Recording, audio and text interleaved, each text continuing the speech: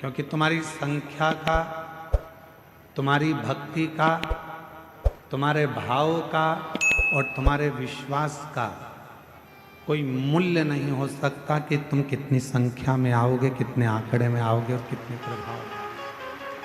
इसको कोई नाप नहीं सकता।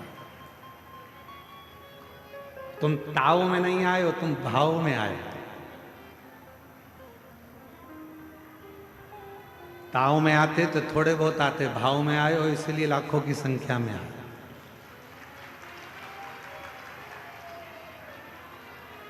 और भाव का कोई संख्या नहीं होती, भाव की कोई गिनती नहीं होती कि कितनी क्वांटिटी का भाव है।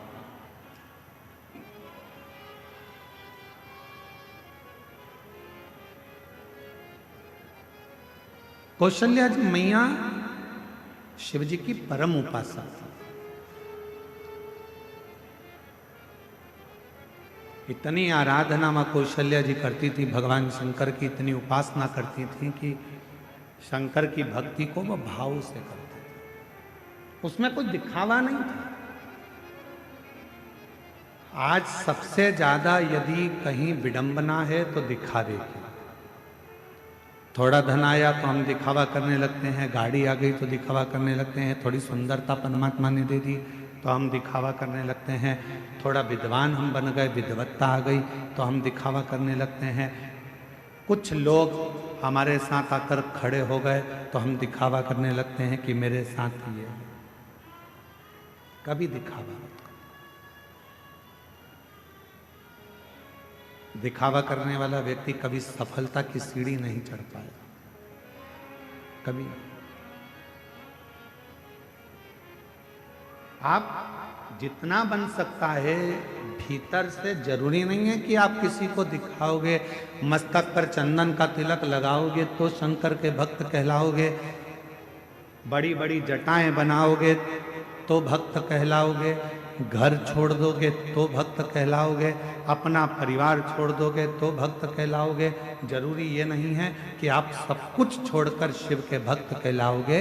शिव का भक्त कहलाने के लिए केवल एक चीज चाहिए, अपने अंदर दूसरों के प्रति दया चाहिए, तो आप शिव के भक्त कहलाना प्रारंभ। अभी छत्तीसगढ़ की कथा में हमने कहा था कि एक होता है दाता और दूसरे नंबर पर होता है दयालु। सुनी थी आप लोगों ने कथा? जम के तो बोलो, सुनी थी? एक होता है दाता, दूसरा होता है दयालु। दाता और दयालु दोनों में अंतर है। जितने भी देवता हैं उन सारे देवता के आगे दाता नाम लगा है। दातार, लख दातार, ये दातार, वो दाता, वो दाता, वो दाता। पर मेरे शिव जी के नाम के आगे दातार नहीं लगा, मेरे शंकर जी के नाम के आगे दाता नहीं लगा, मेरे शंकर जी के नाम के आगे तो केवल एक शब्द लगा है, दयालु। दया। क्यों? दातार में, दाता में और दयालु में जमीन और आसमान का अंतर होता है। दाता किसको कहते हैं? आपके पास किराने की दुकान है, किराने में से थोड़ा सा निकाल कर आपने दान दे दिया, आप दाता कहलाओगे। आपके पास कपड़े की दुकान है, आपने कपड़ा निकाल कर दे दिया, आप दाता कहलाओगे। आपके घर में रोटी बनी हुई है, आपने रोटी निकाल कर दे दी, आप दाता कहलाओगे। आपके पास में कोई वस्तु है, सब्जी है, फल है, आपके बैग में कुछ रखा है, आपने निकाल कर दे दिया, आप दाता कहलाओगे। आप दाता की गिनती में आ गए। पर दयालु किसको कहते हैं? कि जिसके पास में कुछ भी नहीं फिर भी उसके दरवाजे से कोई खाली ना जाए तो समझ लेना कि वो दयालु। जिसके पास कुछ भी नहीं है, मेरे शंकर भगवान के पास ना हीरे का मुकुट है, ना धन है, ना दौलत है, ना संपदा है, ना सत्ता है। मेरे शंकर भगवान के पास बैकुंठ जैसा सुख भी नहीं है। मेरे शंकर भगवान के पास ब्रह्मलोक जैसे सुंदरता भी नहीं है। मेरे शंकर भगवान के पास में अंबारियां, धन, विमान, बहुत सारा दौलत संपदा मेरे शंकर भगवान के पास नहीं है।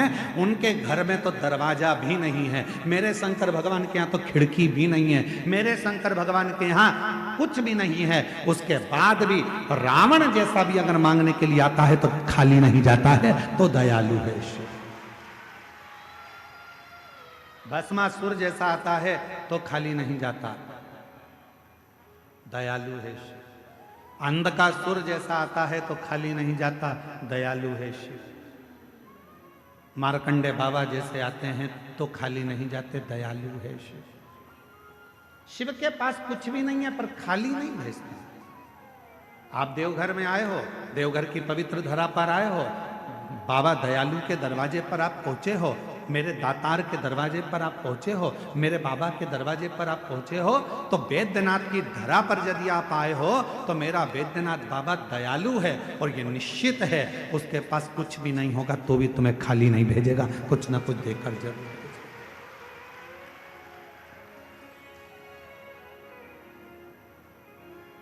इसलिए ऐसे दयालु नाथ से रिश्ता बनाइए, ऐसे दयालु नाथ से रिश्ता बनाइए, मिलता रहेगा आपको जो कुछ भी चाहिए, मिलता रहेगा आपको जो कुछ भी चाहिए, ऐसा करिश्मा होगा जो हुआ कभी नहीं, ऐसा करिश्मा होगा जो हुआ कभी नहीं।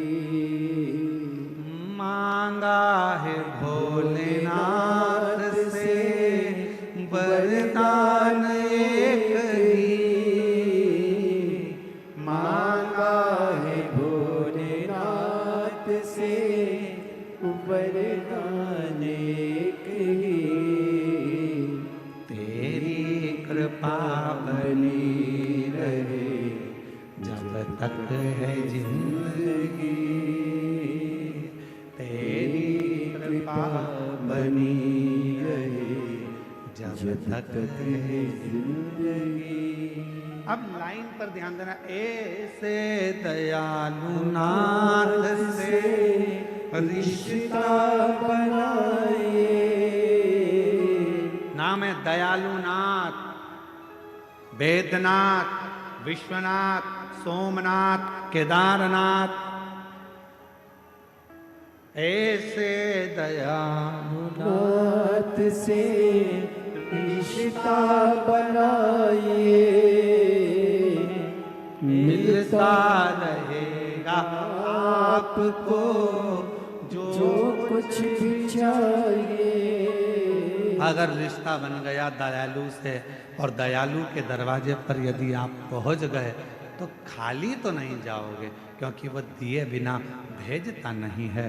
संबंध, सही रिश्ता यदि दुनिया में कोई निभा सकता है, एक बाप और बेटी का रिश्ता यदि कोई निभा सकता है, एक बाप और बेटे का रिश्ता यदि कोई निभा सकता है, एक दामाद और ससुर का रिश्ता यदि कोई निभा सकता है, एक दादा और पोते का रिश्ता यदि कोई निभा सकता है, अगर पोती और दादा का रिश्ता कोई निभा सकता है, नानी नाती पंती का रिश्ता यदि कोई निभा सकता है, तो मेरा विश्वनाथ, मेरा दयालु वैद्यनाथ, मेरा शंकर ही निभा सकता है। मेरा शिव, मेरे शंकर निभा सकते।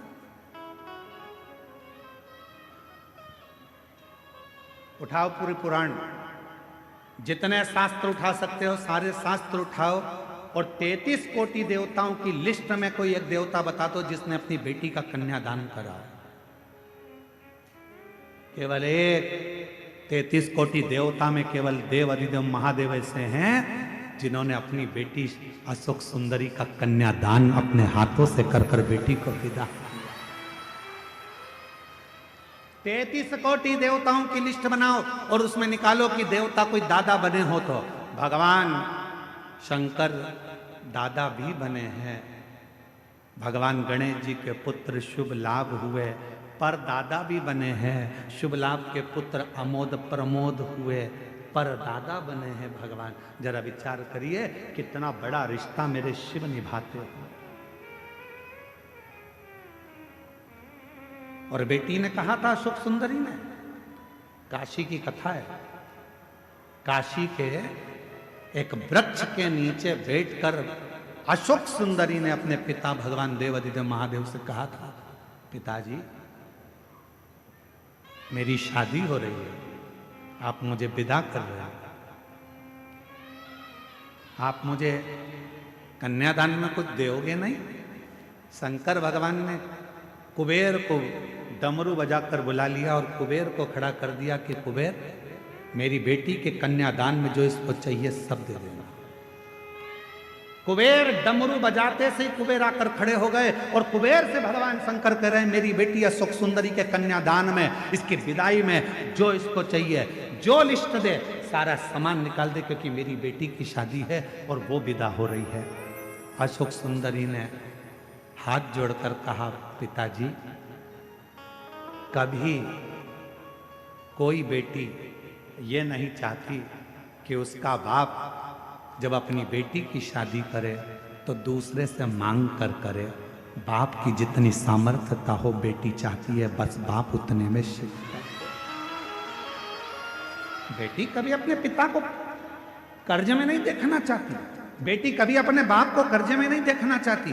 अगर मैं इस कुबेर से मांग कर अपना कन्यादान करवाऊंगी तो कन्यादान का मतलब क्या होगा? हम मांग कर शादी ना करें। आजकल का शादी का फैशन ऐसा हो गया, इतने बड़े बड़े शादी के मंडप लगने लगे, इतना बड़ा बड़ा शादी का कार्य होने लगा, इतने बड़े बड़े फंक्शन होने लगे कि लोग, बाप सोचता है कि मेरी बेटी की शादी कैसे करूंगा, कहीं से 5 लाख मांगता, कहीं से 2 लाख मांगता, ऐसे कर 10-12 लाख रुपए इकट्ठे कर तब बेटी की शादी करता है। उसके पास कुछ नहीं होता, कर्जे में लदा लूम हो जाता है। यही सोचकर तो कुबेरेश्वर धाम पर एक नियम बना दिया कि आने वाले समय में कोई भी अपनी बेटी की शादी कुबेरेश्वर धाम पर आकर कर सकता है, उसका कन्यादान भी कुबेरेश्वर धाम देगा और उसका शादी का खर्चा भी पूरा कुबेरेश्वर धाम उठाएगा। कोई भी कर सकता, इसीलिए नियम बनाया। पिताजी इस कुबेर से मांगू मैं, ये अच्छी बात नहीं, मेरे पिता से मांगूंगी ना जो मांगूंगी।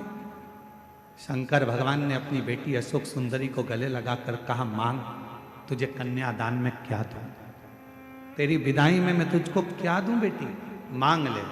अशोक सुंदरी ने गले लगकर भगवान शंकर जी से कहा, बाबुल केवल इतना दे देना, तेरे मंदिर में तेरे शिवलिंग के आगे अगर कोई 1 लोटा जल चढ़ाने के लिए मेरे जैसी कोई बेटी आए, जो मांगे उसकी झोली कभी खाली ना रह पाए, बस इतना वर हो,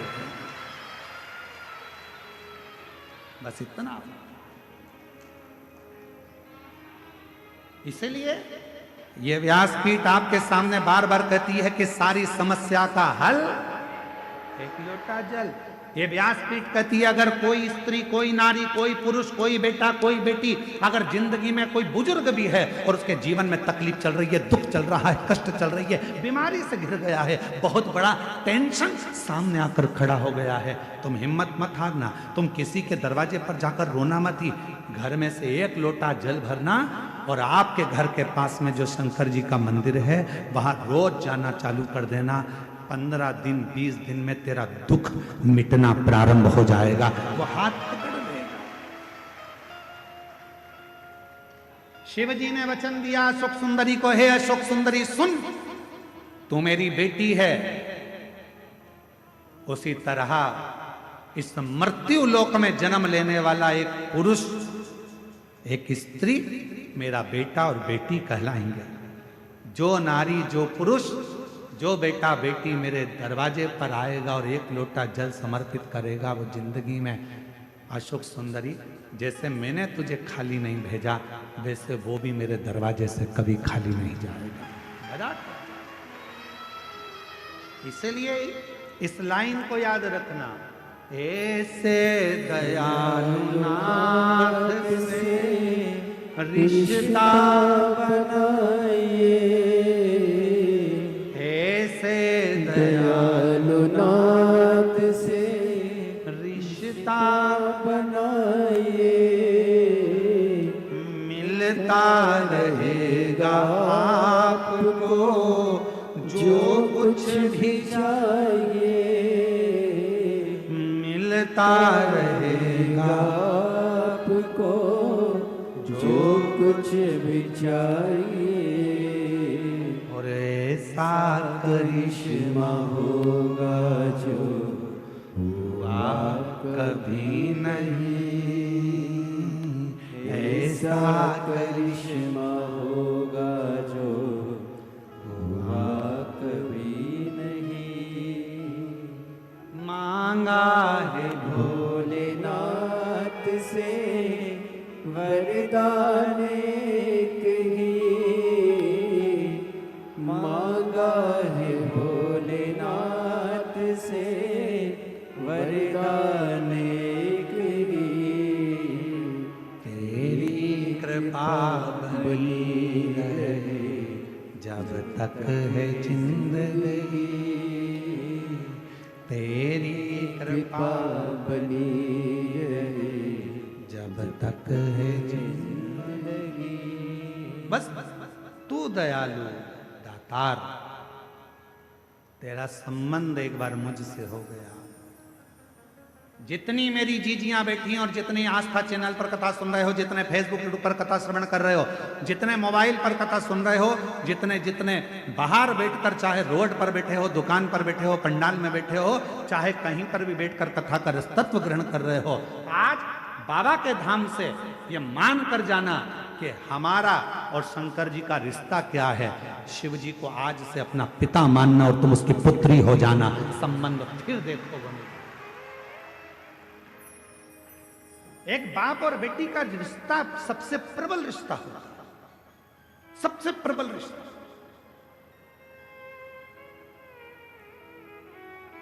और देवघर की कथा है, यह रिश्ते की कथा है। कितना विचित्र कथा है देवघर की, जरा सुनिएगा।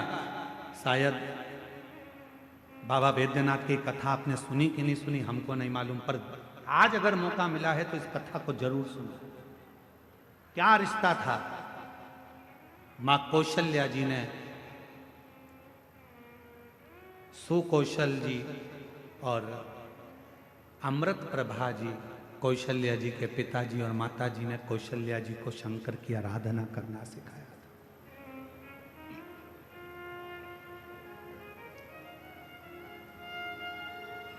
कौशल्या मैया शिव जी की आराधना में ली।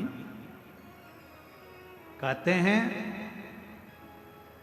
आनंद रामायण वर्णन करती है कि कौशल्या मैया 1 मिनट भी शंकर की भक्ति के बिना रह नहीं पाती। भाव की इतनी शुद्धता थी मां कौशल्या जी की। फिर वही बात आ गई, रावण ताव से शिव जी को भजता था और कौशल्या जी भगवान शंकर को भाव से भजती थी। भाव से भजती। एक दिन रावण ने सभा बुलाई, सारे ग्रहों को बुला लिया, सारे देवताओं को बुला लिया।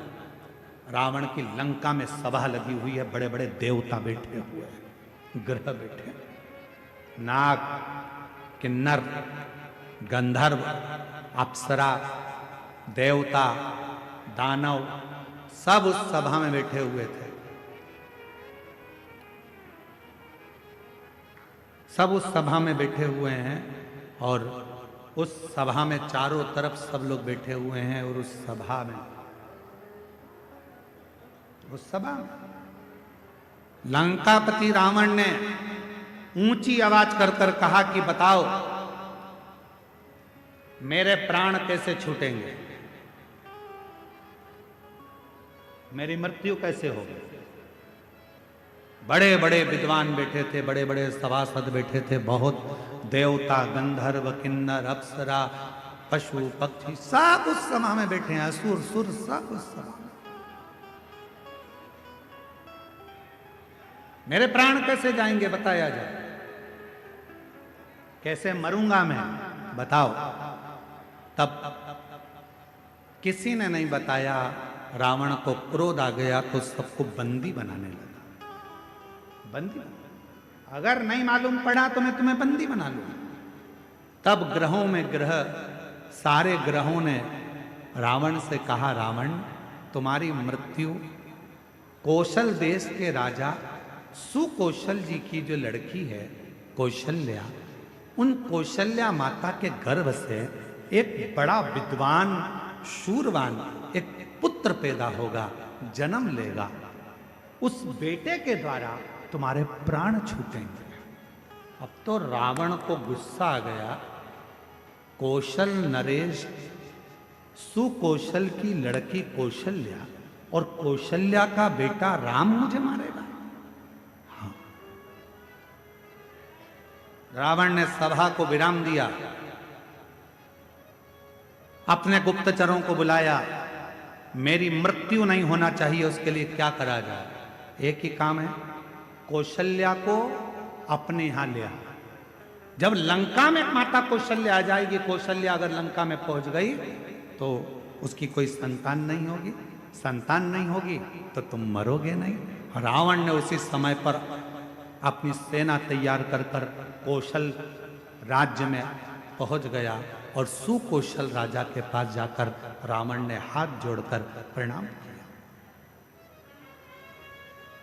रावण उस समय पर शिव की आराधना नहीं करता था। बाबा वैद्यनाथ की कथा चल रही है, जरा सावधानी से सुनिएगा।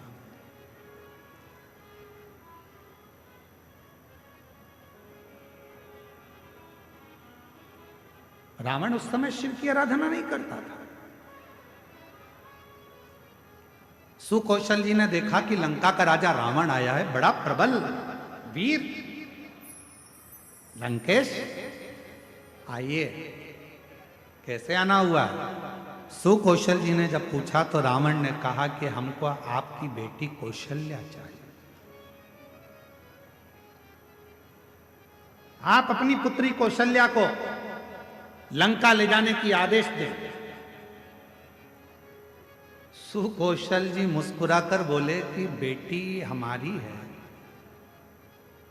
पर हमारी बेटी की आज्ञा के बिना हम कोई निर्णय नहीं ले सकते, कोई नहीं।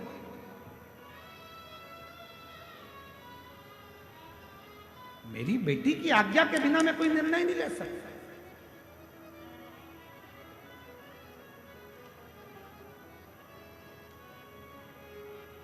विचार किया। रावण ने पूछा तुम्हारी बेटी कहां है?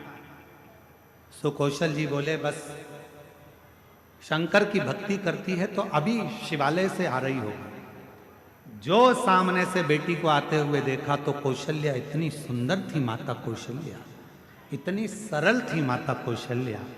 शिव का जो भक्त होता है उसमें सहजता, सरलता, नम्रता अपने आप दिखती है, उसको दिखाया नहीं जाता। सरल, शिव जैसा भोला, शंकर जैसा सहज कौशल्या। लंकापति रावण ने कौशल्या जी को देखा तो कहा आप ही कौशल्या? हाँ। सुकौशल जी की बेटी हो? हाँ। हम आपको लंका ले जाने के लिए। मुझे लंका? हाँ। कौशल्या जी कहने लगी मैं तो लंका नहीं जाऊं, मैं लंका नहीं जाऊं। रावण कहने लगा तुम मुझे जानती नहीं हो कौशल्या, अगर तुम मेरे साथ नहीं चली तो मैं दबाव के साथ तुम्हें लंका ले जाऊंगा। इतने में कौशल्या जी के मुख से निकल गया लंकापति रावण सुन, तुम मुझे ले जाने की बात करता है, अगर बन सके तो तेरी लंका में एक बार उस कैलाशपति को ले जाकर बता दे तो कौशल्या लंका में प्रवेश कर जाए। तू एक बार उस कैलाशपति को तेरी लंका में ले जाकर बता दे तो ये मां कौशल्या जी कर रही हैं कि ये कौशल्या तेरी लंका में प्रवेश कर जाएगी। रावण हंसकर बोला वो कैलाश पर रहने वाला शंकर, वो शंकर।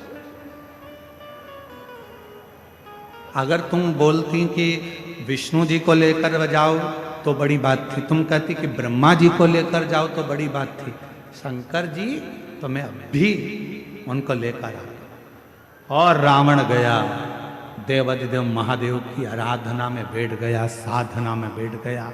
शिव जी प्रसन्न नहीं हुए। अब बताओ, भाव में बैठा था कि ताव में बैठा था? भाव में नहीं बैठा ना, काय में बैठा था? ताव में। अब मैं ले जाकर मानूंगा। लग गया रावण पीछे। शंकर भगवान प्रसन्न नहीं हुए। तब रावण को लगा कि ऐसे नहीं मानेंगे। रावण ने अपना शीश काट कर देना प्रारंभ कर दिया। 9 शीश कट गए रावण के। 10वां शीश था। शिव जी सामने आकर खड़े हो गए। रावण, क्या चाहिए तुझको? रावण कहता है, बाबा मैं तुम्हें लेने आया हूं, तुम मेरे साथ लंका चलो।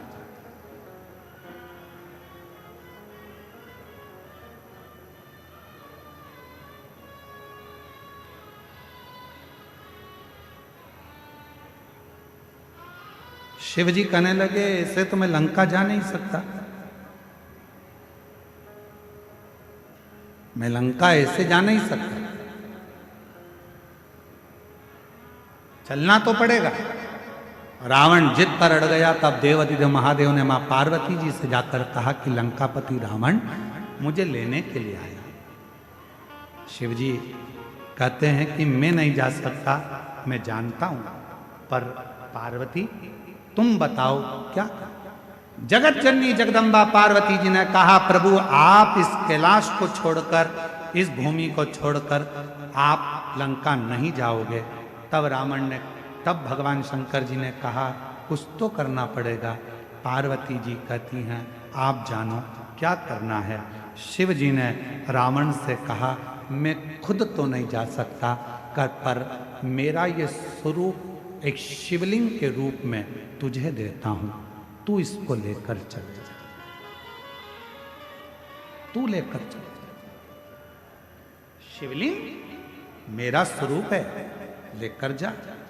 रावण कहने लगा, ठीक है, आप अपना शिवलिंग दे दीजिए। शंकर भगवान का प्रतिबिंब स्वरूप शिवलिंग शिव जी ने उठाकर रावण को दे दिया। और रावण से कहा, सुन रावण, ये शिवलिंग तू जहां रख देगा उठने वाला नहीं, ले जा इसको।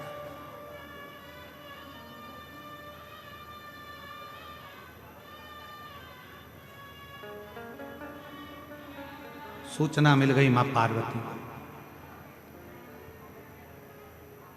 पार्वती को सूचना मिल गई कि शिव जी एक लिंग की आकृति में रावण के साथ लंका जा रहा है।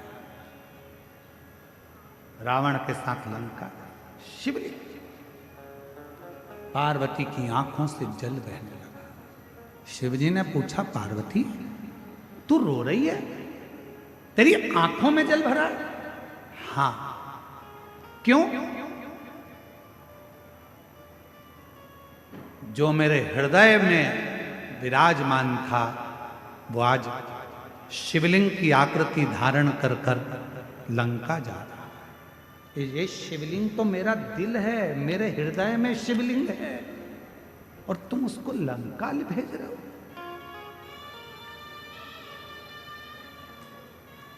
शिव जी मुस्कुराने लगे, पार्वती जी प्यार अगर पक्का होता है तो कोई जा नहीं सकता। बस इतना शंकर जी ने कहा और पार्वती जी समझ गई। पार्वती जी ने गणेश जी को बुलाया, गणेश शीघ्र आओ। गणेश जी ने कहा, मां आज्ञा करिए। गणेश जाओ, एक ग्वाले का रूप रख लो, तुम्हारा नाम होगा बेजू ग्वाला, और बेजू ग्वाला का रूप रखकर रास्ते में जाना। रावण संध्या करने के लिए रुकेगा, शिवलिंग तुम्हारे हाथ में देगा, थोड़ी देर उसके सामने पकड़ कर रखना, थोड़ी देर बाद जमीन पर रख देना, और सुनो गणेश, इस शिवलिंग को मैं बताऊंगी वहां रखना। जी मां, आज्ञा आपकी। रावण संध्या करने के लिए रुका, सोचा कि इस शिवलिंग को कहां रखूं। गणेश जी ग्वाले का रूप रखकर डंडा हाथ में लेकर घूमते फेटा बांध कर आ गए। ओ महाराज, क्या बात है। महाराज कहने लगे मुझे संध्या करना है, ले ये शिवलिंग को पकड़ ले, जमीन पर मत रखना, ठीक है, मैं अब भी आया हूं संध्या कर कर। जो गणेश जी के हाथ में, बेजू ग्वाले के हाथ में शिवलिंग दिया, गणेश जी ने माँ से पूछा, माँ आप बताओ शिवलिंग कहाँ रखूं। माता पार्वती ने कहा, जब मैं सती बनकर जन्मी थी, जब मैं सती बनकर जन्मी थी, ये शिवलिंग मेरे हृदय में बसता है। जब मैं सती बनकर जन्मी थी, मेरे पिता दक्ष प्रजापति के यज्ञ में पहुंची थी और यज्ञ कुंड में मैंने प्राणों को त्याग दिया था। मेरे पति शंकर भगवान ने मेरा शरीर कंधे पर धारण कर तांडव किया था। भगवान विष्णु ने सुदर्शन चक्र उठाकर मेरे शरीर के 51 टुकड़े कर दिए थे। वो टुकड़े में से एक हृदय इसी भूमि पर गिरा है, उस हृदय के मध्य में ये शिवलिंग ले जाकर रख दे, बस वहीं में बैठे। उस हृदय के मध्य में ये शिवलिंग रखाना चाहिए। भगवान गणेश जी महाराज बेजू ग्वाला पार्वती जी के कहने पर मां सती के हृदय को ढूंढने लगा। भगवान गणेश जी समझ नहीं पाए कि माता सती का हृदय कहां है। तब गणेश जी को साधना करने में समय लग गया। माँ दुर्गा भवानी पार्वती जी खुद प्रकट होकर हाथ में शिवलिंग लेकर ग्वाले के साथ जहां माँ सती का हृदय धड़क रहा था, उस हृदय के मध्य में शिवलिंग को रख दिया। हृदय इतना धड़क रहा था, हृदय इतना धड़क रहा था, हृदय इतनी हाँप भर रहा था कि जो शिवलिंग बेजू ने रखा वो अंदर धसता चले गया, धीरे धीरे अंदर जाता चले गया, जाता चले गया। हृदय में शिव का वो शिवलिंग, वो प्रेम अंदर समाता चले गया। तब बेजू ने कहा, माँ पूरा शिवलिंग अगर हृदय में समा जाएगा तो माँ संसार के लोगों को कैसे मालूम पड़ेगा कि शिव और सती इसी जगह पर विराजमान है, एक ही स्थान पर। इसलिए माँ इसको रोक दो। छोटा सा शिवलिंग बाहर रह गया, छोटा सा शिवलिंग बाहर। पूरी दुनिया में केवल एक ज्योतिर्लिंग बाबा वैद्यनाथ ऐसे हैं जो मां सती की 51 शक्तिपीठ में से एक शक्तिपीठ जहां मां का हृदय गिरा है, उस हृदय के ऊपर शंकर भगवान का शिवलिंग विराजमान है। पूरी दुनिया में केवल एक ज्योतिर्लिंग, पूरी दुनिया में केवल एक ज्योतिर्लिंग है जहां मां सती के हृदय पर शंकर जी का शिवलिंग विराजमान है। शिवलिंग, इसलिए इसको शक्ति पीठ कहते हैं। शिव शक्ति की पीठ है। रावण आया, बेजू से पूछा, क्यों? मैंने शिवलिंग दिया था, वो तो मैंने रख दिया, बहुत भजन था, उठ ही नहीं रहा था। रावण को गुस्सा आया, मारने के लिए दौड़ा, बेजू भाग गए। बताओ, तूने मेरा शिवलिंग रख दिया। अब तो रावण को क्रोध आ गया। मतलब कौशल्या के गर्भ से बालक जन्मेगा और मुझे मारेगा, उससे पहले इस कौशल्या को तो मैं कहीं ना कहीं छुपा दे। रावण गया, माया रची और कौशल नरेश की नगरी में प्रवेश कर कर सुकौशल राजा की राज्य में कौशल्या मैया तो सो रही थी और रावण ने उस कौशल्या मैया को उठा लिया। रावण ने कौशल्या मैया को उठाया, एक पेटी में बंद कर दिया। एक पेटी में बंद कर कर उस पेटी को किसी को पता ना चले तो समुद्र में गया। समुद्र में जाकर एक बड़े महामत्स्य को देखा, बड़ी मछली को देखा और मत्स्य से कहा, महामत्स्य मुख खोल। महामत्स्य ने मुख खोला, रावण ने उसके मुख में वो पेटी रख दी और मत्स्य से कहा, तू समुद्र में घूमता रहे। ये कौशल्या किसी को मिलने वाली नहीं, इतनी मछलियों में कौन जानेगा कि कौन सी मछली के मुंह में कौशल्या जी। प्रमाण कर। महामत्स्य जा रहा था, मछली जा रही थी, इतने में एक बड़ी, उससे भी बड़ी मछली महामत्स्य सामने आ गई, उससे उस मछली का झगड़ा होने लगा। झगड़ा होने लगा तो इस बड़ी मछली ने मुंह फाड़ा। मुंह फाड़ते से कौशल्या जी की वो पेटी समुद्र में गिर गई। गिरते गिरते वो पेटी एक टापू पर पहुंच गई। उस टापू पर पहुंची जहां पर राजा दशरथ पार्थिव शिवलिंग का पूजन कर रहे थे और उनको वो पेटी दिखी। पेटी को खोला गया, सुंदर कन्या दिखी। पूछा, तुम कौन हो? मैं कौशल राजा की बेटी हूँ। कौशल राजा के यहाँ कौशल्या को पहुंचाया। कौशल राजा ने अपनी बेटी कौशल्या का विवाह दशरथ जी के साथ कर दिया और तब राम जी का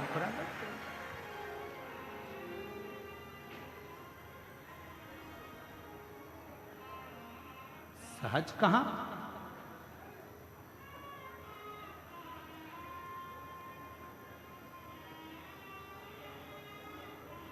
शिव की आराधना करने वाले को शिव की आराधना करने वाला मिलता। शिव की साधना करने वाले को शिव की साधना करने वाला मिलता। जो भगवान शिव को भजता है उसे शिव का भक्त ही प्राप्त होता। ऐसे दयालु नाथ से रिश्ता बनाइए, ऐसे दयालु नाथ से रिश्ता बनाइए, मिलता रहेगा आपको जो कुछ भी चाहिए, मिलता रहेगा आपको जो कुछ भी चाहिए। ऐसा करिश्मा होगा जो हुआ कभी नहीं, ऐसा करिश्मा होगा जो हुआ कभी नहीं। तेरी कृपा बनी रहे जब तक है जिंदगी, तेरी दया बनी रहे जब तक है जिंदगी। मांगा है भोलेनाथ से वरदान एक ही, मांगा है भोलेनाथ से वरदान एक ही। तेरी दया बनी रहे जब तक है जिंदगी, तेरी दया बनी रहे जब तक है जिंदगी। मांगा है भोलेनाथ से वरदान एक ही। शिव से मेरे बाबा संबंध जोड़ते भी हैं तो वहां जोड़ते हैं जहां कोई शिव का भक्त हो। ए मेरी जीजियों, मेरे जीजाओं, मेरी बेटियों, बेटाओं, मेरी माताओं, मेरे बुजुर्ग माता पिता, ध्यान रखना, शिव महापुराण की कथा में मन उसी का लगता है। शंकर जी के मंदिर में एक लोटा जल चढ़ाने वही जाता है जिसका पुराना संबंध भगवान देव अधिदेव महादेव से रहा होगा। पुराना संबंध, शिव जी से आपका संबंध पुराना है। बाबा से यदि आपका रिश्ता पुराना है तो वो संबंध आपको यहां तक लेकर आता। वो संबंध, वो संबंध आपको यहां तक लाए। वो संबंध आपको नजदीक तक लेकर जाए। शिव के पास, अच्छा इस कथा में, बाबा वैद्यनाथ की कथा में एक चीज और देखने को मिलती है कि होनी तो होकर ही रहती। उस होनी को कोई टाल नहीं सकता। होनी तो होकर ही रहते। रावण ने पूरा दम लगा लिया था कौशल्या जी को छुपाने का, कौशल्या जी को छुपा कर रखने का, पर उसके बाद भी जो ललाट पर लिखा है वो तो होकर रहा है। तुम कितना ही प्रयास कर लो, कितना ही, पर कभी कभी होनी नहीं भी होने वाली रहती है तो भी हम जान कर होनी की ओर जाते हैं। आप लोगों में से जितने लोग भी बैठे हैं शिव महापुराण की कथा में, मुझे विश्वास है कि आप कम से कम 2-3 साल से तो कथा सुन रहे हो। बोलो सही है कि गलत है? अब ईमानदारी से बोलो, अगर आप लोग 2-3 साल से कथा सुन रहे हो तो हम टीवी पर, अपनी आस्था चैनल पर, अपने फेसबुक यूट्यूब पर 3 साल से अगर कथा सुन रहे हो तो 3 साल से, उससे पहले से सुन रहे हो तो उससे पहले से, हम कथा में 1 या 2 बार तो कह ही देते हैं कि अपनी चेन, अंगूठी, मोबाइल, पर्स घर रख कर आना, पहन कर मत आना, कीमती सामान मत लाना। बोलो, बोलते कि नहीं बोलते? जम के बोलो जरा, बोलते हैं ना? 3 साल से सुन रहे हो तो 3 साल से बोल रहे हैं, 4 साल से सुन रहे हो तो 4 साल से बोल रहे हैं। तुम जितने साल से कथा सुन रहे होगे, कहीं ना कहीं घुमा फिरा के पूरी कथा में 1-2 बार तो हम बोल देते हैं कि अपना मंगलसूत्र, सोने का चेन, सोने का सामान, कीमती सामान लेकर कथा मंडप में मत आना। क्यों? क्योंकि जहां देवता है वहां असुर है, जहां भक्त है वहां चोर भी है।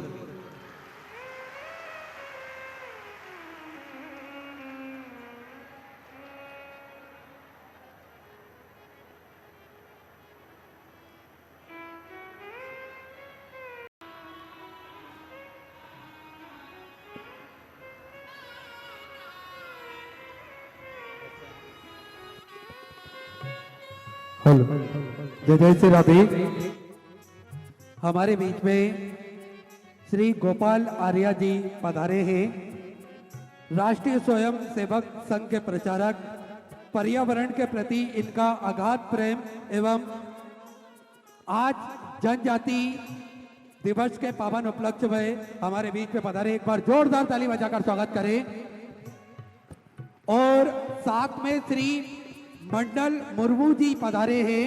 देखिए, भारत में जनजातीय संघर्ष और जीवटता के प्रतीक सिद्धू और कान्हू जी दोनों भाइयों ने अंग्रेजों के अत्याचार और धर्मांतरण के विरुद्ध भीषण संघर्ष किया।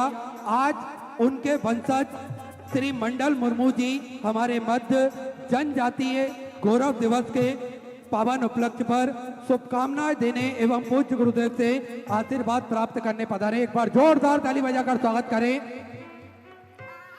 साथ में मैं निवेदन करना चाहूंगा, पूर्व कृषि मंत्री श्री रणधीर सिंह जी, आप भी बड़े ही आदर और सम्मान से मंच पर पधारे, व्यासपीठ का पूजन करें और पूज्य गुरुदेव से आशीर्वाद प्राप्त करें। हमारे बीच में कोरिया से पधारे, कोरिया राजघराने से पधारे सेंगबॉन किम मेडी जी पधारे हैं। एक बार जोरदार ताली बजाकर स्वागत करें। देखिए, किम घराना कोरिया का राजघराना है। इस वंश के संबंध भारत की अयोध्या की राजकुमारी रानी, जिनका मूल नाम सुरी रत्ना था, वो होंग ओक से माना जाता है, जो लगभग 2000 वर्ष पूर्व कोरिया गई और गाया के राजा किंग सुरु के विवाह किया। इसी ऐतिहासिक विवाह ने भारत और कोरिया के बीच में एक प्राचीन पारिवारिक बंधन का जन्म दिया। साथ में मैं निवेदन करना चाहूंगा, डॉक्टर राजीव जी चवाते बड़े ही आदर और सम्मान से मंच पर पधारे। वेस्टर्न यूनिवर्सिटी अमेरिका से पौधारोपण में आपने पीएचडी करा है और देश में लगभग 6 लाख से अधिक पेड़ पौधे आप लगा चुके हैं। एक बार जोरदार ताली बजाकर स्वागत करें। मैं अब निवेदन करना चाहूंगा श्री मंडल मुर्मू जी से, आप बड़े ही आदर और सम्मान से मंच पर पधारे और हम सभी 2 मिनट का उद्बोधन श्रवण करेंगे।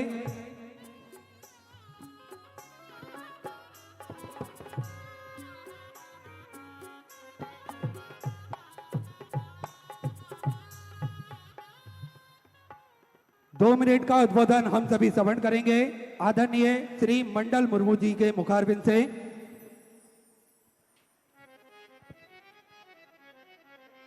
यहाँ उपस्थित बाबा बैजनाथ धाम के पावन धरती पर आप सभी को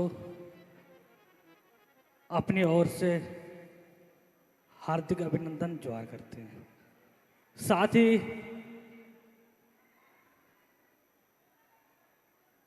गुरु जी को मैं अपने ओर से प्रणाम जोहार। मैं मंडल मुर्मू संताल हुल विद्रोह के छठे वंशज हूँ और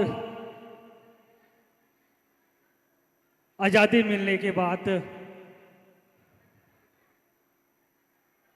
70-78 वर्ष हो गया और आज मुझे बड़ी खुशी हो रही है। आप सभी के सामने मैं अपने बातों को रखने का एक मौका मिला है। इस मंच के कमेटी को मैं अपने ओर से धन्यवाद जोहार करते हैं। साथ ही हम सभी यहाँ पे उपस्थित हैं। हमारे गुरु के द्वारा समाज के बीचों में सामाजिक उत्थान के लिए हमारे समाज अपने संस्कृति अपने परंपरा कैसे बचाएं, अपने धर्म अस्मिता सम्मान के लिए कैसे बचे, इन विचारों को सुनने के लिए आप सभी यहाँ उपस्थित हुए हैं। और साथ ही हमारे पूर्वज, हम सभी के पूर्वज संताल हुल विद्रोह के नायक वीर शहीद सिदो कानो, चांद भैरव, फूलो जानो मुर्मू भी इस जल जंगल जमीन के लिए, भारतीय संस्कृति के लिए अपने कुर्बानी दी है। इसीलिए हम सभी का जिम्मेदारी या कर्तव्य बनती है भारतीय संस्कृति, अपने समाज को कैसे बचाए रखें। और मुझे भी बड़ी खुशी हुआ, मैं भी अपने गुरु के द्वारा जो कथाएं सुनाए जा रहे थे, मुझे भी बहुत कुछ सीखने को मिला। और आप सभी से यही अपील करते हैं, हम सभी गुरु को कथा को सुनने के लिए आए हैं, इनके विचारों को अच्छा से सुनेंगे और इनके विचारों के, इनके मार्ग पर हम लोग भी चलने का काम करेंगे। इन्हीं जन शब्दों के साथ अपने बातों को समाप्त करता हूँ। यहाँ उपस्थित सभी भाई बहनों को, साथ ही हमारे गुरु को मैं अपने ओर से प्रणाम जोहार करते हैं। बड़ा ही सुंदर उद्बोधन हम सभी ने श्रवण करा श्री मंडल मुर्मू जी के मुखारबिंद से।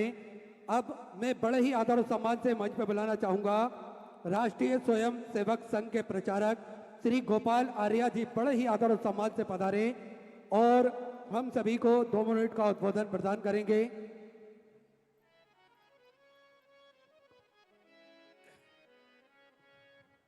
पूज्य गुरु जी के चरणों में सादर प्रणाम।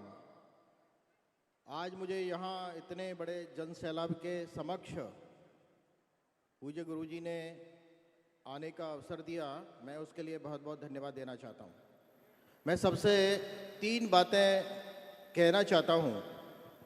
मैं अभी बोलूँगा पेड़, तो सभी को बोलना है लगाएंगे। एक साथ बोलेंगे हाथ उठाकर, पेड़। बहुत अच्छा, एक बार दोबारा, पेड़। और मैं कहूँगा पानी, तो सबको कहना है बचाएंगे। पानी, पानी। अब तीसरी बात जो है बड़ी महत्वपूर्ण है, जो हमारे घर से रोज निकलने वाला कचरा है वो है पॉलीथीन। आगे आने वाले हमारे भविष्य, बस शिव के बारे में कि शिव तो साक्षात वृक्ष हैं, पेड़ हैं। क्योंकि शिव ने जब सागर मंथन में विष हुआ था तो विष को विषपान किया था।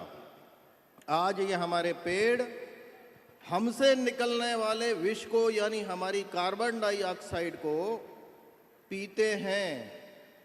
तो वृक्ष हमारे इस वातावरण के जहर को पीते हैं, तो उससे बड़ी शिव भक्ति नहीं हो सकती कि हम पेड़ लगाएं।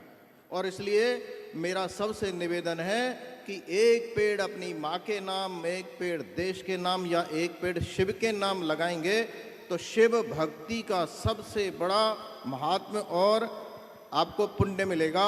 इसलिए सबसे मेरा निवेदन है कि हम एक पेड़ लगाएं। और एक अंतिम बात है कि भगवान शिव तो साक्षात पर्यावरण के पूरक थे, क्योंकि उनके साथ में पूरी सृष्टि रहती थी।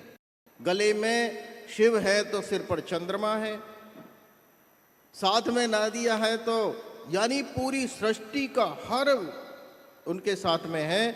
और इसलिए मेरा निवेदन है कि हमारी जो एक लोटा जल है, क्या एक लोटा जल जो हम शिव भगवान को चढ़ाते हैं, क्या वो जाने वाला जल, वो पवित्र जल नाली में तो नहीं जा रहा है?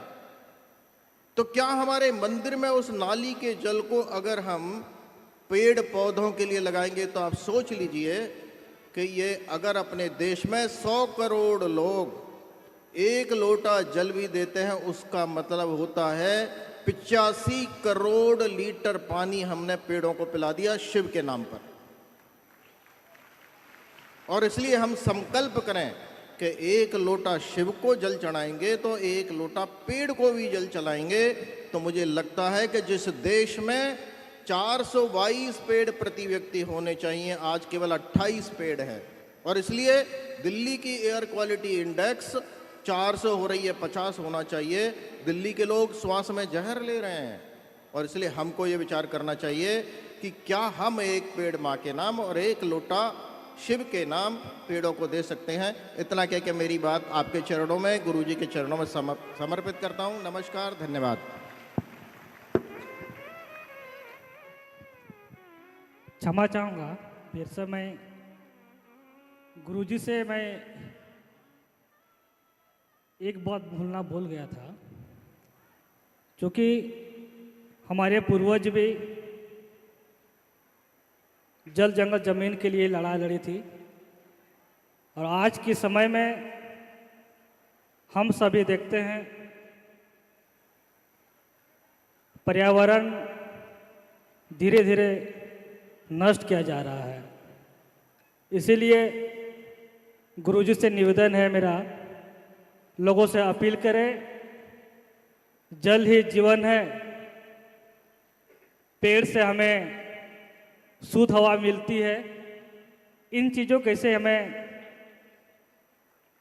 प्रत्येक आदमी अपने परिवार के लिए, अपने समाज के लिए, अपने वातावरण को पेड़ लगाने से बेहतर होगी। इसीलिए गुरुजी से निवेदन मेरा रहेगा, आप लोगों से अपील करें कि प्रत्येक व्यक्ति अपने परिवार के लिए, अपने समाज के लिए, अपने माँ के नाम से एक पेड़ लगवाएं। Thank you.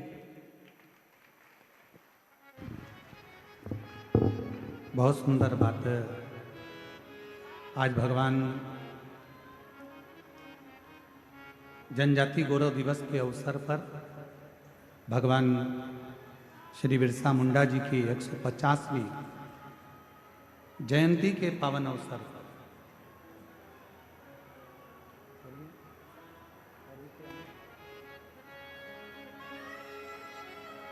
ये योग बना है और हमारे बीच में माननीय आर्य जी ने भी बड़ी सुंदर बात कही और भगवान श्री बिरसा मुंडा जी के परिवार से आए हुए वनवासी है, आदिवासी क्षेत्र के ही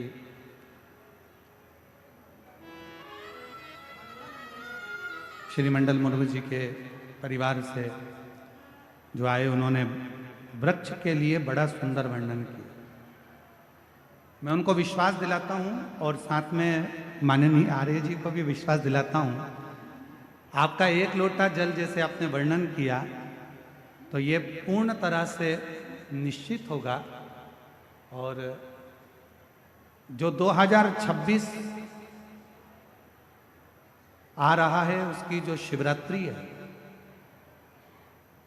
वो ऐसी शिवरात्रि आ रही है जिस शिवरात्रि में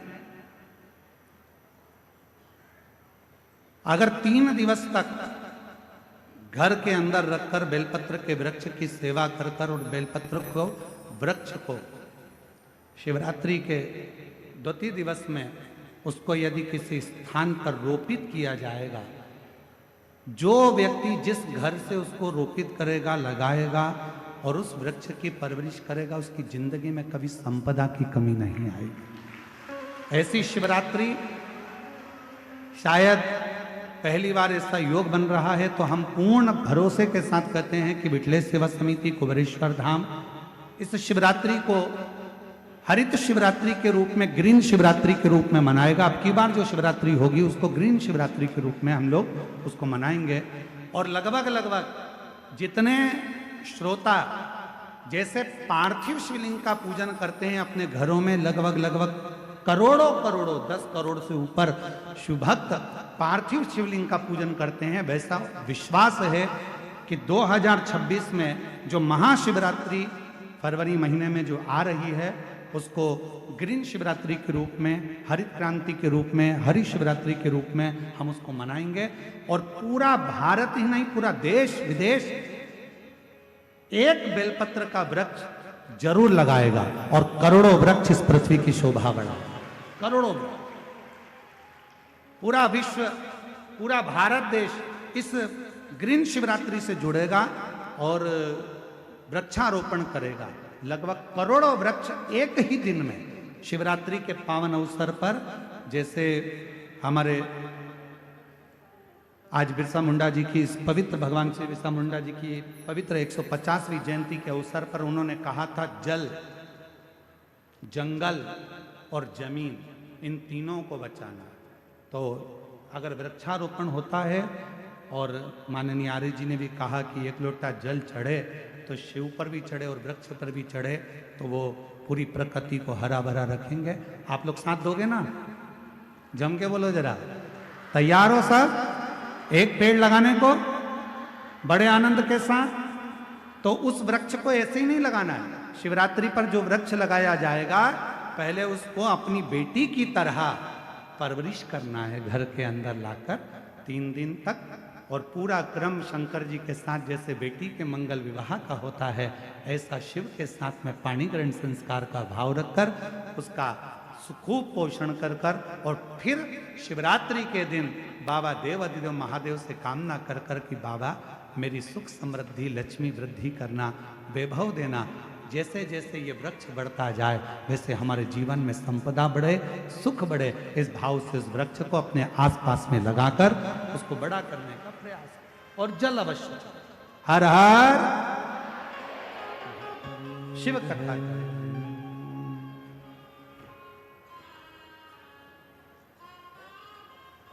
मैं पूज्य स्वामी जी ने, गुरु जी ने ये जो बोला है, मैं उनको भी ये विश्वास दिलाना चाहता हूँ कि पूरे देश के अंदर, और देश ही नहीं तो लगभग 118 देशों में हमारा काम है, उन सब जगह पर यह बिल्व पत्र का जो अभियान गुरु जी ने लिया है, हम सब उनके साथ रहेंगे। जैसा उनका आशीर्वाद मिलेगा वैसा, क्योंकि अगर शिव की पूजा करते तो बिल्व पत्र तो चाहिए, और बिल्व पत्र पेड़ ही नहीं होंगे तो बिल्व पत्र कहाँ मिलेगा। तो बहुत अच्छा आपने बोला कि हम सब बिलपत्र लगाएंगे। ऐसे करोड़ों एक दिन में यदि लगा दिया तो ये विश्व रिकॉर्ड बन सकता है।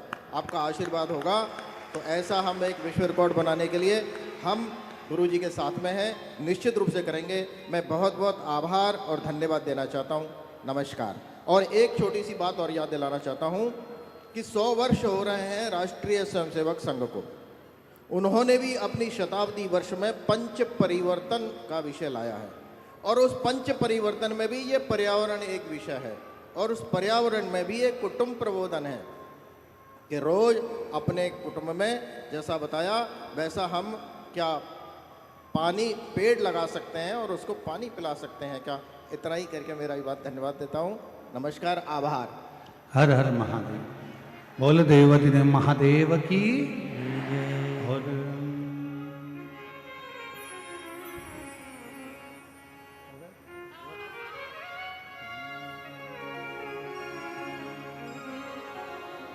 रावण को बाबा तूने लंका दिया है, रावण को बाबा तूने लंका दिया है, भस्मासुर को तूने कंकण दिया है, भस्मासुर को तूने कंगन दिया है, उसी ने तेरा पीछा किया भोले बाबा, उसी ने तेरा पीछा किया भोले बाबा, मत वाले रखवाले, मत वाले रखवाले, बमा बम भोले शंकर,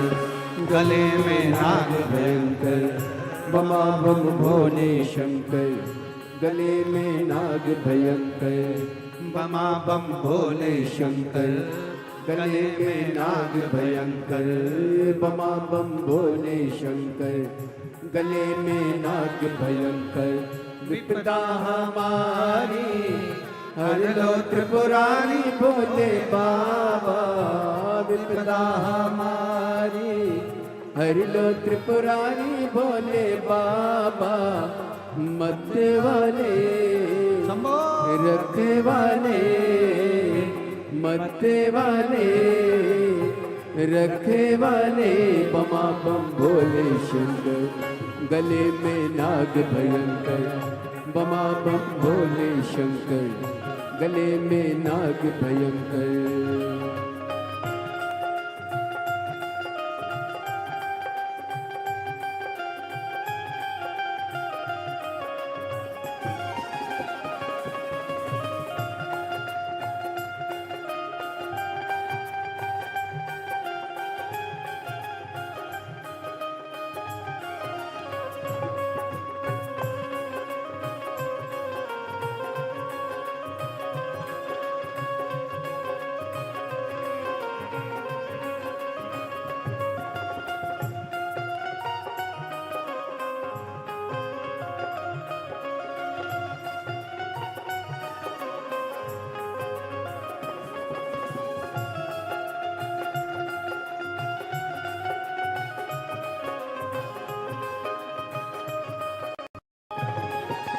जय हो।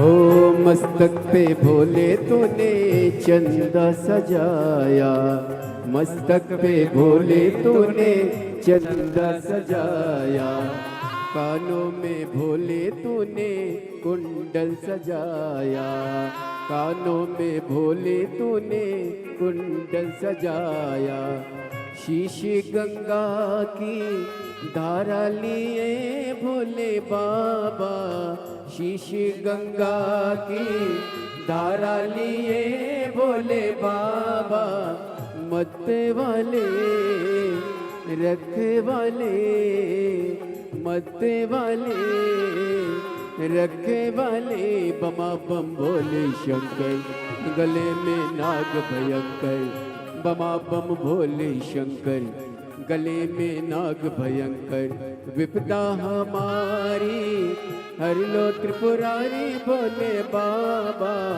विपदा हमारी हर लो त्रिपुरारी भोले बाबा, मत्ते वाले रखे वाले, मत्ते वाले रखे वाले, बमा बम भोले शंकर, गले में नाग भयंकर, बमा बम भोले शंकर, गले में नाग भयंकर।